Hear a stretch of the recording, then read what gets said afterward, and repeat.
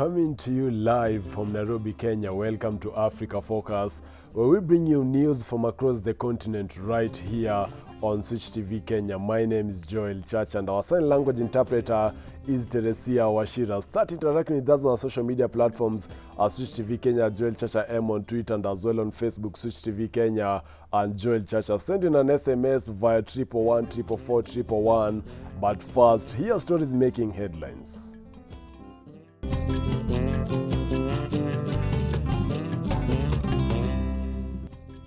We tell you how the Tigray region conflict started in Ethiopia, claiming hundreds of lives and displacing thousands.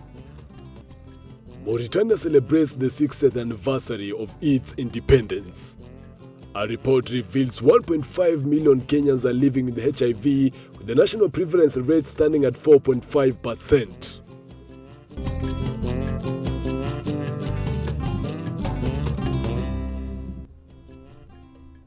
We begin our focus in Ethiopia, where it's believed more than 600 persons have been killed. How and where did all this start now? Shell casings litter the ground and bullet holes are punched in the walls of buildings and sides of military trucks. The Dansha barracks saw the first shots fired in the conflict that has since engulfed northern Ethiopia's Tigray region. An Ethiopian army captain recalls the night that hostilities began, while an Amhara Special Forces sergeant comments on the cooperation between his unit and the federal forces.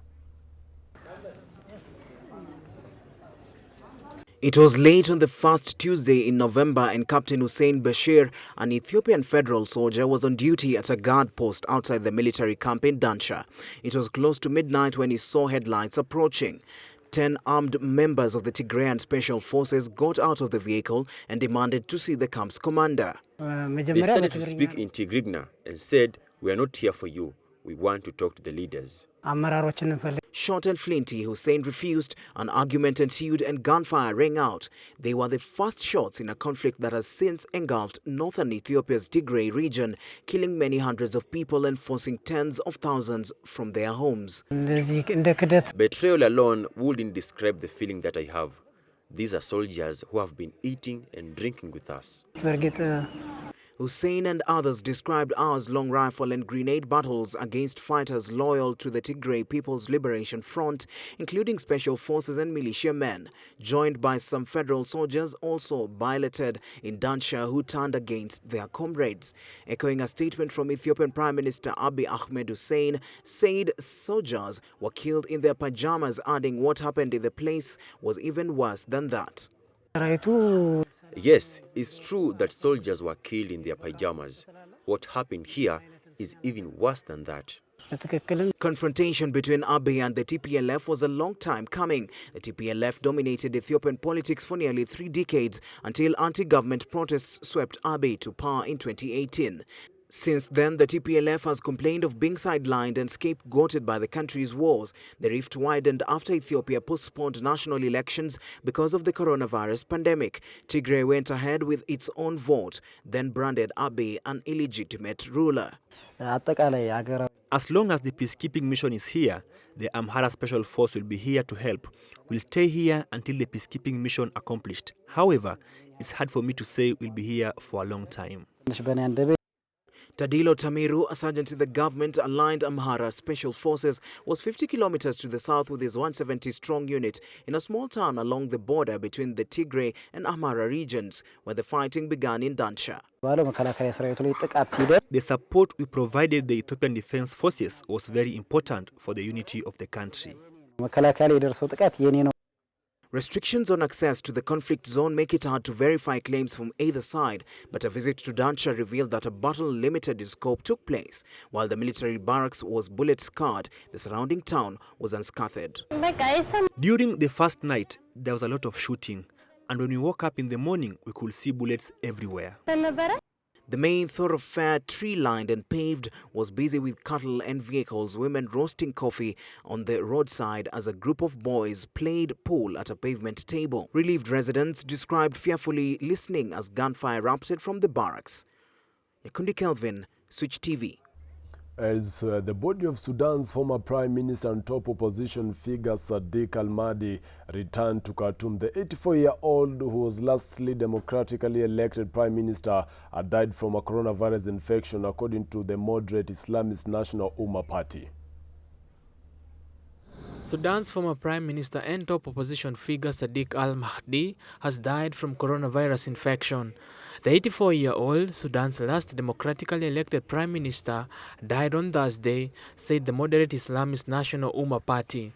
Mahdi was transferred to the United Arab Emirates for treatment 3 weeks ago after being hospitalized in Sudan and testing positive for COVID-19. Imam al-Sadiq al-Mahdi is proud that he delivered the word of Muslims in the world in 1976. He spoke as the representative of Muslims in the world and mentioned the needs of humanity in the world.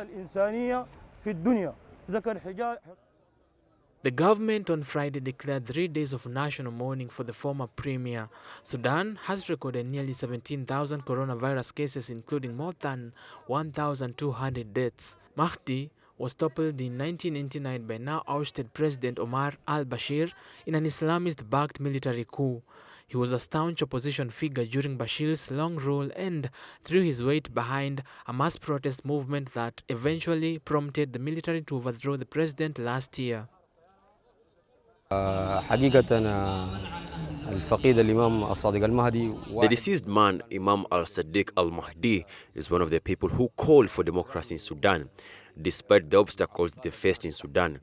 And he is one of the people who persevered until Sudan reached a democracy that will be accepted by the world in general, and the Sudanese people would be satisfied with it. And this is an issue that is not easy to do in Sudan. Even the political center was very satisfied with the presence of the beloved Imam al-Sadiq al-Mahdi. حتى الوسط السياسي اللي كان موجود كان متراضي جدا بوجود الفقيد الحبيب الإمام الصادق المهدي. Since his ouster, Bashir has been jailed in Khartoum's high-security Koba prison and was found guilty last December of corruption.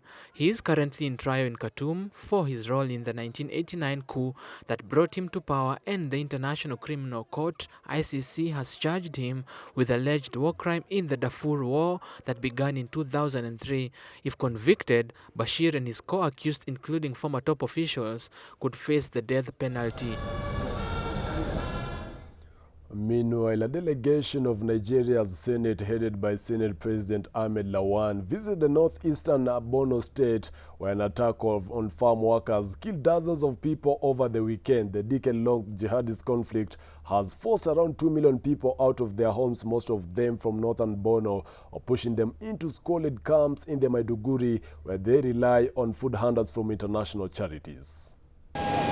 Authorities in northeast Nigeria's Borno state on Monday began returning around 3,000 people to their homes 6 years after they were displaced by jihadist violence. The operation came after a weekend attack on farm workers killed dozens of people in Nigeria's northeast in one of the deadliest assaults this year, blamed on Islamist militants. Yesterday, I think there are about 34 people who are said to have been buried. But this morning when we asked the community, they said they had additional 33 burials today. The governor of Borno State said that more than 70 people had been killed and that the town, about 20 kilometers from the state capital Maiduguri, still had people missing. The returnees who fled their homes in Mate in Lake Chad region in 2014 were packed into dozens of trucks and buses from Bakassi camp for internally displaced people in Maiduguri. About 43 people were buried yesterday, while today about 33 bodies have been recovered and since buried. The decade-long jihadist conflict has forced around 2 million out of their homes, most of them from northern Borno, pushing them into squalid camps in Maiduguri, where they rely on food handouts from international charities. The authorities have been encouraging people displaced by the jihadist violence to go back to their homes, saying the camps were no longer sustainable, despite concern from aid agencies that it was not safe for them to return. The death toll can reach 100 people because yesterday 43 bodies were buried and today 33 also were buried. In the last 2 years, residents were returned to 5 major towns where they are confined under military protection with trenches dug around the towns to fend off attacks by the jihadists. Despite the security measures, the insurgents have continued to launch attacks on the fortified towns. The group focuses on military targets, but it has increasingly been abducting and killing civilians to bogus checkpoints as well as raiding villages for supplies. In August, hundreds of residents in the town of Kukawa in the Lake Chad area were taken hostage by ISWAP fighters for days. Now, in the country, a study by the Kenya National Commission on Human Rights, that is KNHCR, has shown that an estimate of 2,000 migrants are held in detention centers all over the country. KNHCR says a third of the migrants are being detained for being in the country without proper documentation. The migrants often end up in prison cells as the country lacks proper framework to hold the migrants who are awaiting court verdict. During our interactions with them and the government officials have in the past years blasted a group of migrants holding vehicles and homes in guarded estates, the reason being Eastleigh Estate. The migrants, mostly of Ethiopian, Nigerian and Eritrean descent, always get arrested, but the process takes too long to be attended to, and according to the report by the Kenya National Commission on Human Rights, there have to be a proper infrastructure to allow the illegal migrants have access to basic life freedom to avoid human rights violations. That the study found a total of 530 migrants in the 55 prisons that we were able to visit, and out of those, 88% were male and 12% were female. Again, 65% of the respondents, the migrants who we were able to interview, were from Kenya's direct neighbors. Specifically, we have Uganda, Tanzania, Somalia, and Ethiopia. The table there is very clear. The graph there has a different, it has different illustration, and the report again is very specific with the details and a lot of data on who exactly was there. Then in terms of looking at the offenders or the migrants who had now been put in prisons, we found that 84% were first-time offenders. Again, this is a very key aspect for criminal justice actors. I think the Office of the Director of Public Prosecution would really tell us that for first offenders, it tells us that there is an inflow of new persons coming into the criminal justice system. And hence, the need for us, we were very keen on understanding the offenders and the percentage. And again, we were able to take note that 40% of the respondents had stayed in the country for about 6 months before they were arrested. That again tells you something on our law enforcement, on the practice, and again, appreciating that if the movement, if the flows are coming in and they are taking more than 6 months, then it tells us there is need for us to appreciate how do we put in structures, again, how do we address the whole aspect of irregular migration in a more concerted way without necessarily coming in to violate more rights. The Kenyan government uses approximately 2 billion shillings annually to process migrants through the criminal justice system before sending them to their countries of origin. Reporting for Switch TV, my name is Joan Kutun. And now focus on matters health. Even as the world commemorated the World AIDS Day, National AIDS Control Council has shown that children of school-going age form the biggest bulk of the new HIV infections, as counties from the Nyanza region top in new HIV infections. Namukana Samuel with this story. As the world marks the World's AIDS Day, National AIDS and Control Council (NAC) has established that over 21,000 new infections were recorded within the age bracket of school-going children. This age group has different unhealthy behaviors of sexual involvement, where you get some of these young girls and boys and being involved in sexual behaviors, some with multiple partners. The top 10 counties in infections included Kisumu, Nairobi, Siaya, Homa Bay, Migori, Nakuru, Mombasa, Kisii, Kakamega, and Kiambu. NAC also reports that over 20,000 people died from HIV nationally this year, with Nairobi registering the highest number of deaths, followed by Kisumu, Homa Bay, Nakuru, and Siaya counties. The numbers are a bit high, and this can be attributed to different and cultural behaviors like wife inheritance. I get when one of the wife dies, your brother can inherit you. Strangely, Kakamega overtake Nyanza province or Nyanza, just the whole of what? Nyanza region.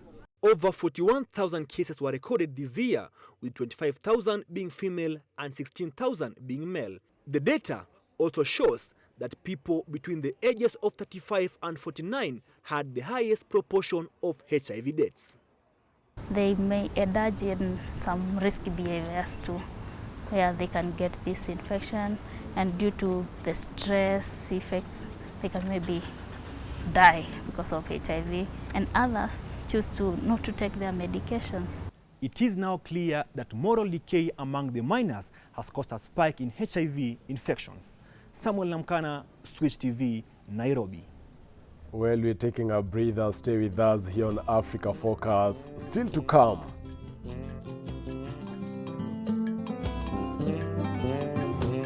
Fourteen former miners are trapped underground in northeast Zimbabwe when a shaft in a disused gold mine collapsed.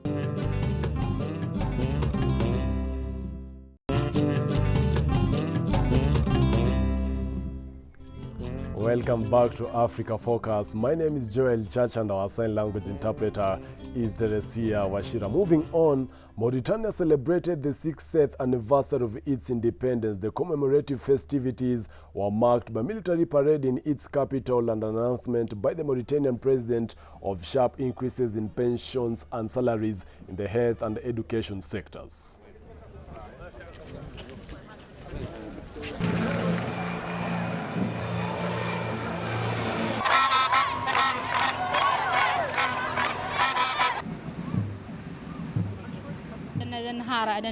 It's a proud day for us because it marks the recovery of our freedom. It's a beautiful day that we are happy to celebrate every year. Pour moi, je veux qu'on décentralise ces festivités. I want us to decentralize these festivities because if you decentralize this, the regions will benefit from the money. For me, Nouakchott should not host this ceremony. Des sommes d'argent. Pour moi, Nouakchott ne doit pas abriter, la Nouakchott ne doit pas abriter cette cérémonie. I pay here a deserved tribute and express deep appreciation to the heroes of our valiant resistance for the valiant acts of bravery and sacrifice at the price of their blood to defend the homeland in the name of its freedom and dignity. It was decided that from January 1st, that is first, increase the minimum pension for all retirees. Second, the pension for widows of pensioners and their health insurance benefits will be doubled. The salaries of health sector agents will benefit from a 30% increase, and the risk premium will be generalized to all health sector agents. Meanwhile, relatives and people gather around after 40 miners were trapped underground in northeast Zimbabwe when a shaft in a disused gold mine collapsed. 6 miners have since been pulled out and taken to hospital. Run mine was closed 10 years ago and retrenched workers remained behind to informally mine for a residual gold.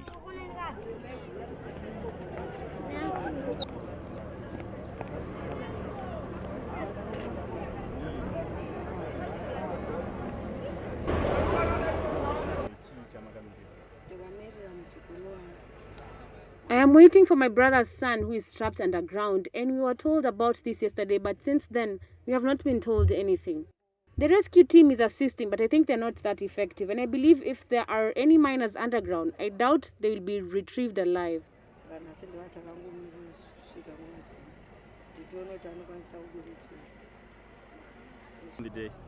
On the day, we understand there were some organized mining syndicates who were mining here, and after blasting, maybe they use rudimentary methods. After blasting some of the pillars, that's when the whole mine collapsed. The numbers are not yet established. That's why we want to start with this dewatering process to ensure that all the other processes can then. Elsewhere, the Mataya school near Tripoli, teachers and parents are using the limited means at hand to repair buildings devastated by a year-long battle by the Libyan capital. At the Mataya school near Tripoli, teachers and parents are using the limited means at hand to repair buildings devastated by a year-long battle for the Libyan capital. Some of the walls have been repainted, furniture has been installed, and aging computer screens dusted off. But the roofs and other walls, pockmarked by gunfire and mortar blasts, remain grim reminders of the recent fighting. After that, the war was over. We returned to the school and found it extremely damaged. The Mataya school is one of around 100 schools fully or partly destroyed during the offensive by Haftar, backed by Russia and the United Arab Emirates. Pro-GNA armed groups whose counter-offensive was spurred by Turkey used some schools to stock arms or as observation posts.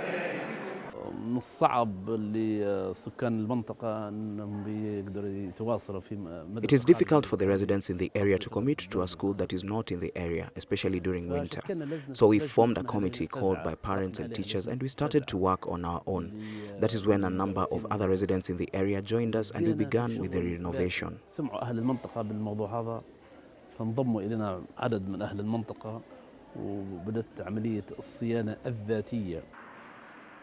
By the end of fighting, the Mataya school was in a terrible state. The establishment caters for 1,500 students in an area 3 kilometers from the next school, making it important to reopen it as soon as possible.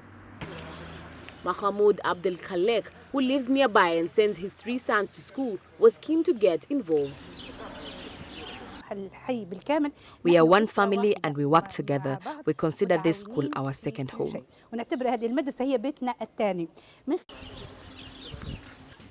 When Eastern Libyan military chief Khalifa Haftar launched an offensive in April 2019 to seize the capital from the UN-recognized government of National Accord, Ain Zara found itself on the front line. The fighting degenerated into a long battle of attrition on the outskirts of Tripoli and lasted until June this year, when pro-GNA forces ended the stalemate by pushing Haftar's forces back eastwards.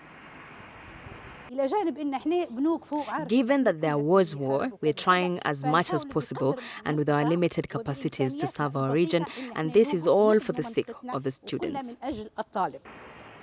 The UN Children's Agency UNICEF warned earlier this year that attacks against schools and threat of violence have led to school closures and left almost 200,000 children out of the classroom. The effort to reopen is well underway, with some teachers and parents donating money, while others have helped with DIY skills. But the money has run out and we are waiting for more funds, Al-Badiri says. Pupils had been set to return in early December, but with efforts also slowed by the coronavirus pandemic, hopes are now pinned on January.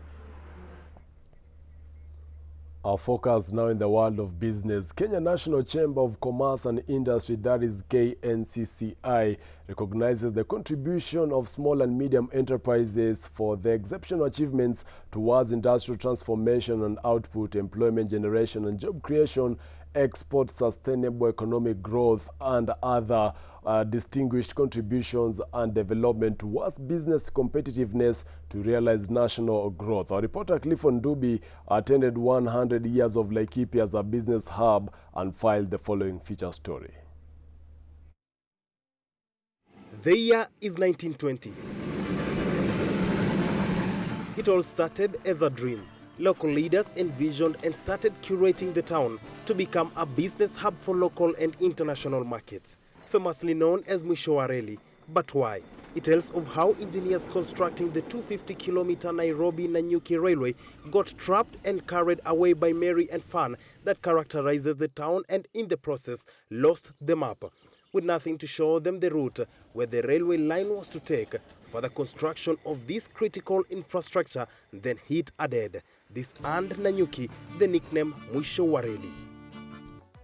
100 years on, Laikipia County, which lies on this cool and temperate climate, is becoming a force to reckon due to its steadily growing economy. It adds 1.1% to the GDP of the country, which is equivalent to 81.095 billion shillings. I think this effort by the Chamber of Commerce is a demonstration of the sort of thing that we need to do. Because the Chamber is saying, let's look at the initiatives by county government, by the Chamber, let's look at the initiatives by the national government and leverage on one another to make it easier for businesses in Laikipia to grow faster, bigger. Happy birthday to you.